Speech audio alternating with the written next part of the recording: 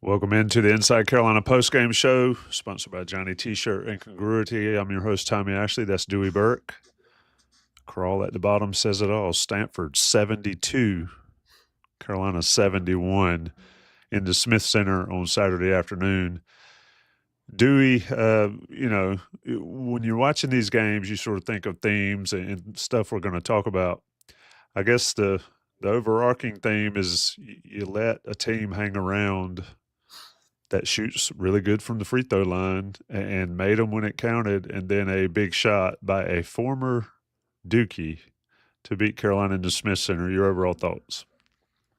Yeah, kid made a tough shot, but it shouldn't have been, as close as it was. If you look down at the play-by-play, other than Trimble's left-hand layup late, that was the only field goal for the last 4.5 minutes. So it was really errors on both sides, right? I mean, we stopped scoring, we stopped executing offensively. I think the Cadeau three out of the timeout was worst shot of the game in terms of from an intelligent offense perspective. A step back contested from him that I believe was a long two. No sense in that shot. And then, failed to get stops down the stretch. I was going to say to open, because I thought we would pull it out, that I was proud of him for finding a way to win when Jackson had a very, very off night, and Stanford clearly had the best player on the floor in Raynaud. But they made one more shot. So it's frustrating. I mean, it really feels like they had no business losing that game, but you can't make one basket from the field in the last 4.5 minutes. And like you said, let a team hang around and give them a chance to make the last play. Yeah, when you look at it, I thought the offense at Carolina, I mean, obviously Ian Jackson struggled and it sort of changes things. It reverts us back to where they were earlier in the season with, an RJ dominated offense. Ian Jackson 1 for 8, Drake Powell 1 for 3. It felt like that though, Dewey, the last 6 or 7 minutes, definitely the last 3 or 4, that it was that offense we saw earlier in the season where RJ sort of pounds it into the ground and then you get what you get on the offensive end. Did you get a sense that, with Ian struggling, that's what it was becoming? Or do we've seen games where guys will shoot 4 for 20. Ian was only 1 for 8. It felt like worse than that, but I just felt like it was a back to the future type game for Carolina there. In the second half, yeah. In the first half, we got some contributions out of our bigs. Both Jalen and Lubin, I thought, played pretty well in the first half. Both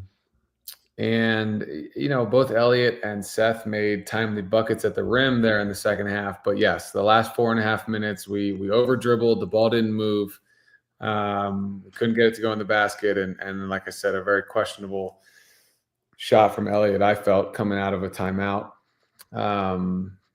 But yeah, look, we've talked a lot. The margin's very, very thin, and we have relied on Ian scoring 20 to 25 in order to get the wins we've had the last couple nights. And he was gonna have a night like this. Everybody does.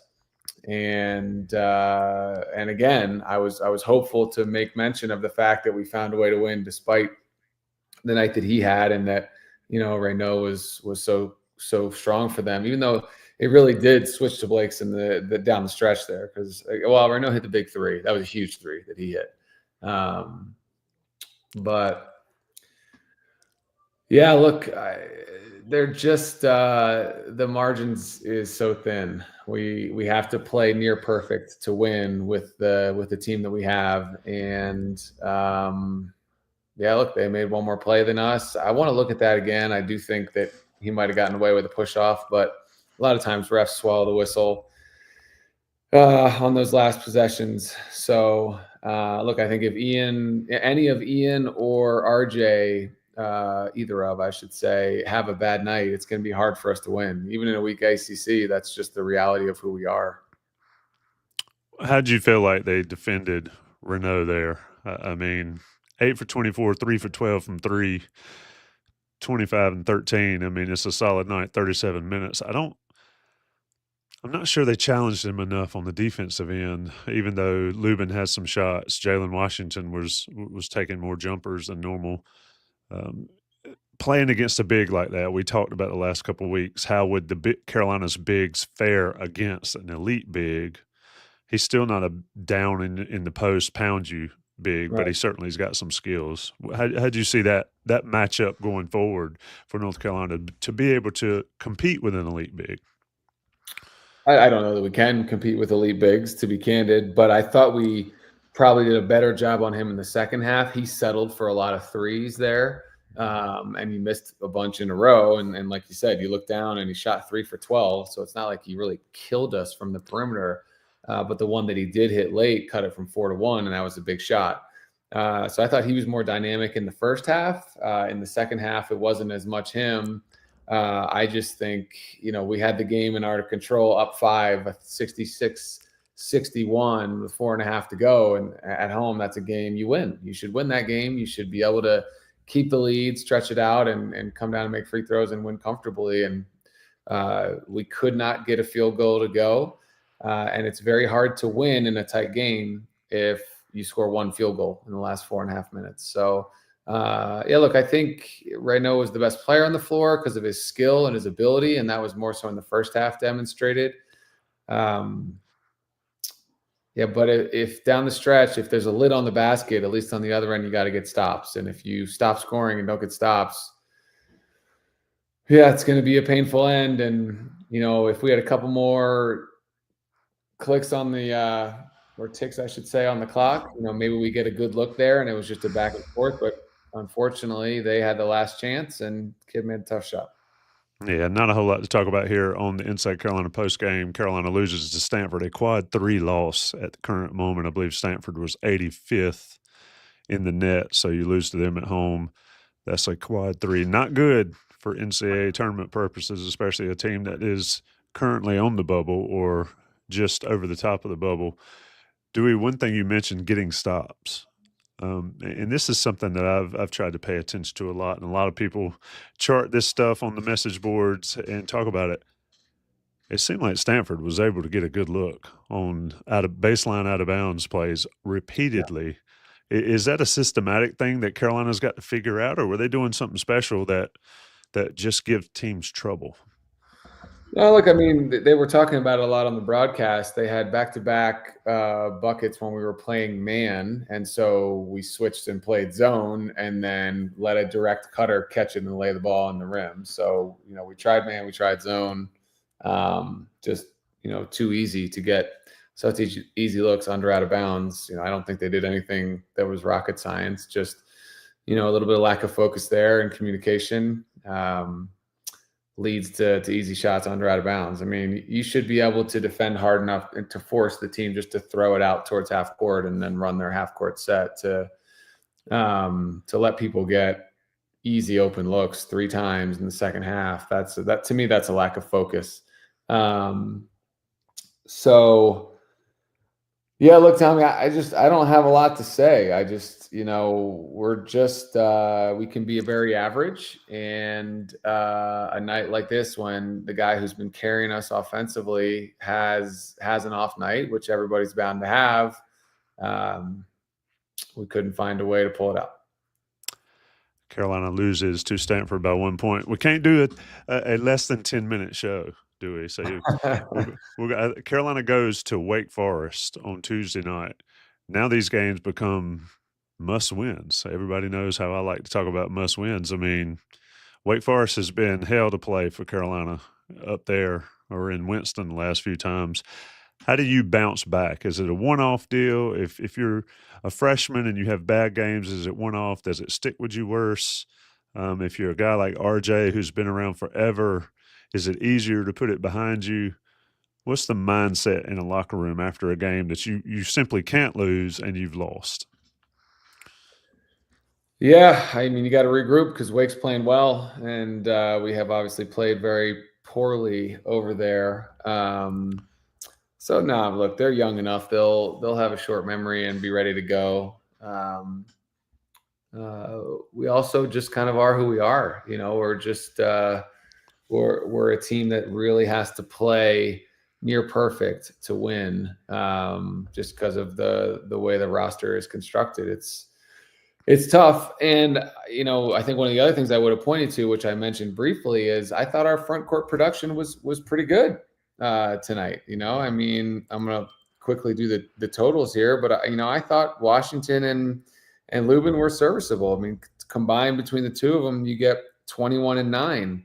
We haven't said that very often. So the front court, gave us more than they have to make up for the fact that Ian was struggling, and we got, very little production out of him and out of Drake. But they're also freshmen. They're going to have nights like this. It's unfortunate they happen on the same night today, but yeah, I don't know. They just got to regroup and find that focus again defensively, because we were a little bit better on the defensive side the last couple nights, and this was a regression on that side of the ball. But I don't think you can ask more of our front court. Statistically, they did well. Raynaud's a load. They made him shoot a lot of field goals to get his numbers. He was better in the first than the second. So look, I don't fault those guys. We just, one field goal the last 4.5. Carolina with only 5 turnovers too. Pretty incredible. Elliot Cadeau, you talked about the shot he took, and that kind of reminded me of the Withers 3 in the tournament. But Cadeau, 6 rebounds, 5 assists, no turnovers, 12 points. I mean, that's a solid effort from him. He played pretty well. I thought he played pretty well. Look, I look over at the comments and people saying, why does Inside Carolina keep giving Hubert a pass? When he looks down the bench, who's he going to put in that's going to change the game, right? So good point to the recruiting and the portal issues. Look, everybody knows that. I don't disagree in any way. We don't have the roster that we all would hope we would have, but he's got who he's got. Who's he looking down there and saying, oh, that's who I'm putting in that's going to make the difference? Tell me. You got who you got. Yeah, and a lot of people keep saying, his responsibility on the recruiting, his responsibility on the portal, and it is. Yeah, but at this point, January the 18th, none of that matters. That what ifs and what aboutisms are over with. Now you got to work. Now we can talk a little bit about substitution patterns. We can talk about offensive sets, and we talked about that where it reverted back to RJ is going to pound it into the ground and go on, and you live with whatever shot he can get. But do we just sort of wrap it up? I mean, the NCAA tournament is going to be a reach at this point for this team. Where is this team for you compared to where you thought they might be October 15th, the traditional start of practice? We know it's not that way anymore.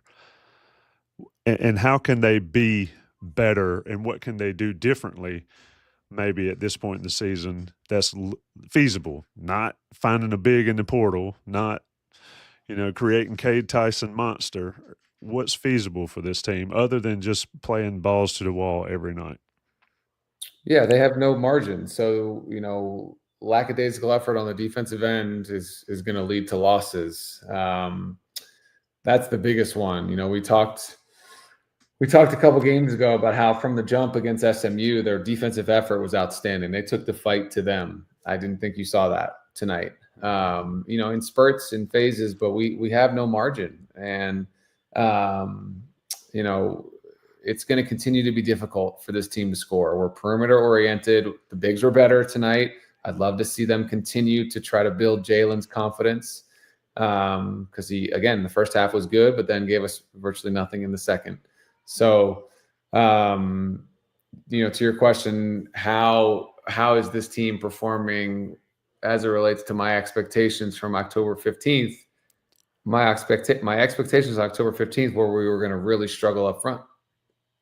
And we have. And I think that is the biggest issue. And we all understand that is a recruiting failure, and that nobody shies away from that, I don't think, in the program. Like, they have who they have, unfortunately. And They got when you lack talent, you have to make up for it in toughness, and we've shown glimpses of that. But tonight was not a night I would say we played with grit and toughness to overcome the shortcomings that we have on paper. Yeah, I think they're more talented than the play indicates, and we can say that falls on the head coach. Ultimately, the buck stops with the head coach. Period. Anyway, on all of this, so folks in the chat that are asking that, yes, it falls on the head coach, 100% as it should. But the bottom line is Carolina lost to Stanford today, 72-71 in the game. They were favored by double digits in a game that they had a 5 or 6 point lead with 4 minutes left at home. Can't do it. Can't do it if you want to make the NCAA tournament and you are already teetering on the edge. Dewey, I don't have anything else. Not much else to talk about other than No, our I don't think sponsors, so. I Look, guess. yeah, look, I mean, just so everybody knows, like as I'm listening to Tommy, I'm reading. I see everything you guys are saying. Whether it's the matchups that we rolled out with or offensive execution, you don't like the sets that we run. Look, I get it. I get it. It's a hard spot to be in where none of us are used to this, but they got to find a way to dig it out of the dirt. That is not a game they should have lost down the stretch. And, effort is on the kids. Play design and X's and O's, of course, is on the coach. But, other than Elliott's shot, I didn't think we got bad looks down the stretch. We just didn't make any of them. Trimble's layup, but other than that, we didn't make anything. And we didn't get a stop on the last play. Like, how different is this conversation if he misses that shot or if they call the push off? Completely different. Like, oh man, we sweated out another one, but at least we won. They made one more shot. It can be cruel that way. No one's happy with how they're performing, but it's on the coaches, it's on the kids too, and that's just the reality of it. And nobody wants to blame the kids, and I understand that, but they control their effort, and I think they could have played harder on defense. Carolina 71, Stanford 72. Shout out to Johnny T-Shirt, johnnytshirt.com, and Congruity. Email Matt at congruityhr.com for your small to mid-sized business assessment. 450 or so people in the chat. A lot of people care. A lot of people pay attention.